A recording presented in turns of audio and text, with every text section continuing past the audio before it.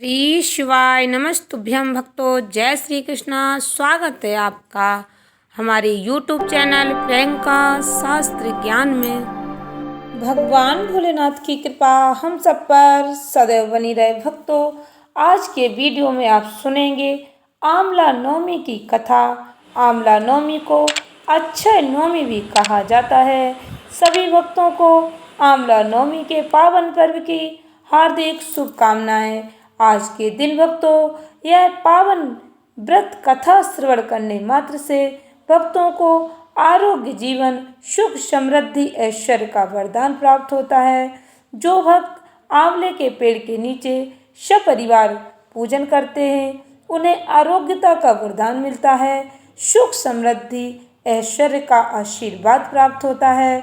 ऐसी मान्यता है भक्तों, इस दिन किया गया तप, जप, दान व्यक्ति को सभी प्रकार के कष्टों से मुक्त करता है।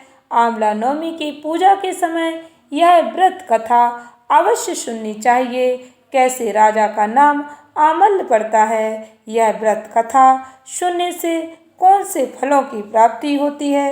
वीडियो में आगे बढ़ने से पहले कमेंट बॉक्स में हर हर महादेव, जय श्री कृष्ण अवश्य लिखें। चैनल पर पहली बार विजिट हुए, पहली बार मेरी आवाज़ सुन रहे तो चैनल को सब्सक्राइब करके बेल आइकन अवश्य दबाएं। इससे हमारे वीडियो की नोटिफिकेशन आप तक पहुंचती रहे और इस तरह की वीडियो आपको मिलती रहेंगी। भक्तों, प्रेम से बोले लक्ष्मी नारायण भगवान की जय।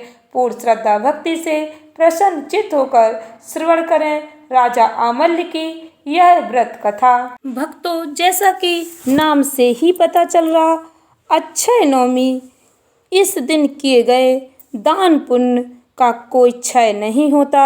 इच्छा नवमी, आप जो भी इच्छा करते हैं, जो भी कामना करते हैं, आपकी वह इच्छा अवश्य पूर्ण होती है। आप पूर्ण विश्वास के साथ भगवान से जो भी आप इच्छा करते हैं, आपकी जो भी कामना है, आप भगवान से प्रार्थना करते हैं तो आपकी वह कामना अवश्य पूर्ण होती है। भक्तों, आप ध्यान से श्रवण करें पूर्ण श्रद्धा भक्ति के साथ आंवल्या राजा की यह विशेष कथा। इस कथा को अवश्य श्रवण करें। आप व्रत रखें या ना रखें, इस कथा को सुनने के बाद अधिक से अधिक भक्तों को शेयर अवश्य करें, क्योंकि यह कथा पढ़ने, सुनने और सुनाने का बहुत ही विशेष महत्व है। ध्यान से श्रवण करें भक्तों। प्रेम से बोले भगवान लक्ष्मी नारायण की जय, भगवान भोलेनाथ की जय। एक राजा था, उसका प्रण था वह रोज 1.25 मन आंवले दान करके ही खाना खाता था। इससे उसका नाम आंवल्या राजा पड़ गया। एक दिन उसके बेटे बहू ने सोचा कि राजा इतने सारे आंवले रोजाना दान करते हैं, इस प्रकार तो एक दिन सारा खजाना खाली हो जाएगा। इसलिए बेटे ने राजा से कहा कि उसे इस तरह दान करना बंद कर देना चाहिए। बेटे की बात सुनकर राजा को बहुत दुख हुआ और राजा रानी महल छोड़कर बियाबान जंगल में जाकर बैठ गए। राजा रानी आंवला दान नहीं कर पाए और प्रण के कारण कुछ खाया नहीं। जब भूखे प्यासे 7 दिन हो गए, तब भगवान ने सोचा कि यदि मैंने इसका प्रण नहीं रखा और इसका सत्य नहीं रखा तो विश्वास चला जाएगा। इसलिए भगवान ने जंगल में ही महल, राज्य और बाग बगीचे सब बना दिए, ढेरों आंवले के पेड़ लगा दिए। सुबह राजा रानी उठे तो देखा कि जंगल में उनके राज्य से भी दुगना राज्य बसा हुआ है। राजा रानी से कहने लगे, रानी देख कहते हैं सत मत छोड़ो, सूरमा सत छोड़िया पत जाए, सत की छोड़ी लक्ष्मी फिर मिलेगी आए।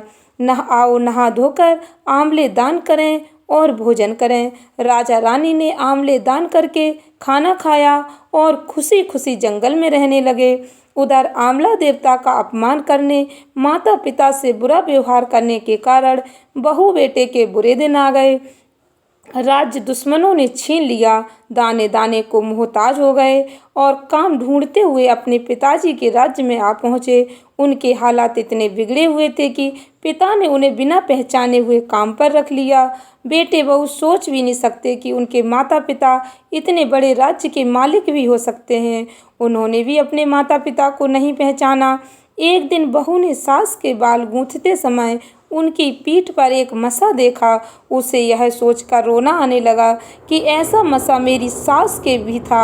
हमने ये सोचकर उन्हें आंवले दान करने से रोका था कि हमारा सारा धन नष्ट हो जाएगा। आज वो लोग न जाने कहाँ होंगे। यह सोचकर बहू को रोना आने लगा और आंसू टपक टपक कर सास की पीठ पर गिरने लगे। रानी ने तुरंत पलट कर देखा और पूछा कि तुम क्यों रो रही हो?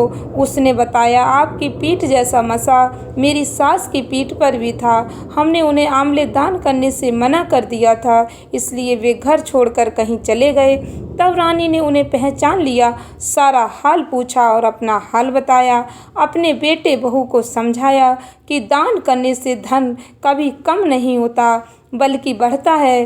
बेटे बहू भी अब सुख से राजा रानी के साथ रहने लगे। हे भगवान, जैसा राजा रानी का सत्य रखा वैसा सबका सत्य रखना। कहते सुनते सारे परिवार का सुख रखना।